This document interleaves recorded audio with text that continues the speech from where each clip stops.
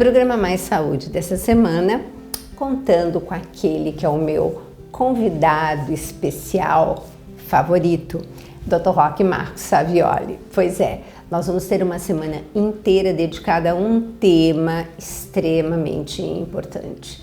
Ele até tem um título um pouco assustador, mas é para assustar mesmo, porque hipertensão ninguém sente, ninguém sabe como começa, por que começa, e quando você vai ver, você pode já ter tido um derrame, um acidente vascular cerebral, e é muito sério. Então, essa que é chamada da assassina silenciosa vai ser o tema dessa semana com ele. Vocês sabiam que metade das pessoas que têm pressão alta não sabem que tem essa doença? E é uma doença muito séria, muito grave, porque normalmente ela não dá sintomas. E os sintomas aparecem, às vezes, com uma complicação, ou é um infarto, ou um AVC. Então é muito importante você fazer um controle da sua pressão.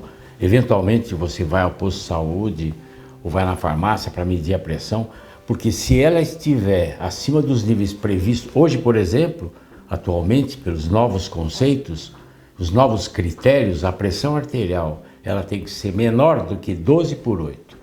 A pressão 12, que é a pressão máxima, é a pressão sistólica. É quando o coração ejeta o sangue e a artéria absorve aquele sangue.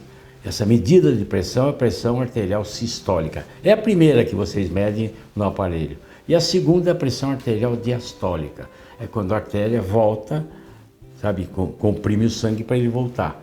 Então 12/8 é normal. Se você tiver uma pressão arterial acima de 14/9, já é considerado hipertensão. Agora veja só, medir a pressão não é uma coisa muito simples assim.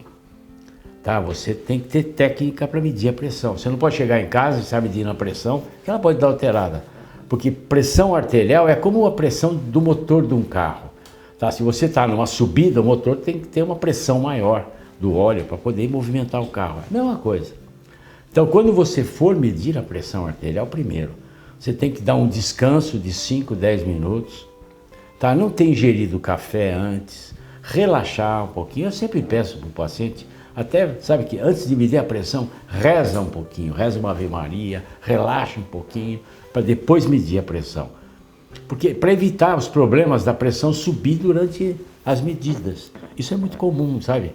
Tem uma coisa que nós chamamos de hipertensão do jaleco branco. É quando o sujeito chega aqui no consultório e você vai medir a pressão dá 18/12. Depois você vai, conversa, ela baixa. Por isso que normalmente, eu aqui no consultório, eu meço a pressão 3 vezes durante a consulta. Porque uma medida só, às vezes, uma medida isolada, não quer dizer nada. E veja só, a partir do momento que você faz o diagnóstico da hipertensão, você vai ter que tomar medicação pro resto da vida. Porque 95% das pessoas que têm pressão alta, a gente não sabe a causa. A gente controla. A hipertensão não tem cura, tem controle. A grande maioria a gente controla, evidentemente, com hábitos de vida saudáveis, com medicamento, com relaxamento e tudo mais. Mas é importante, a partir do momento que você tem esse diagnóstico comprovado, não só pela medida do consultório, alguns exames que a gente faz, né, que nem o mapa, que é aquele monitorização arterial, da pressão arterial em casa, que você fica com o aparelho ligado 24 horas, o teste ergométrico também que ajuda. Então, a partir do momento que você tem o diagnóstico da hipertensão, você vai ter que tomar medicação, você vai ter que se cuidar a vida inteira. Tá? Tudo bem, a primeira coisa que você tem que fazer, a dieta. A dieta é fundamental. O sal da alimentação é fundamental. E sal não é só aquele que você põe na comida, não é aquele que você põe no saleiro, não é só isso. O pior sal que tem é o sal que está no alimento ultraprocessado, sabe aquela pizza que você compra, aquela comida pronta que você compra lá no supermercado, que às vezes por conveniência é fácil, né? O iFood que você pede lá, comida delivery, tudo. Por conveniência é fácil, mas isso tem muito sal. Eles colocam bastante sal, porque o sal é conservante. Então, além do sal da alimentação, além do sal que você põe na comida, tem o sal dos alimentos, próprio dos alimentos, e tem esse sal que está nos alimentos ultraprocessados. Isso é o grande perigo. Então, se você controla o sal, você já reduz bastante a sua pressão. E tem outros hábitos, sabe, de vida saudáveis que a gente pode desenvolver em outro momento.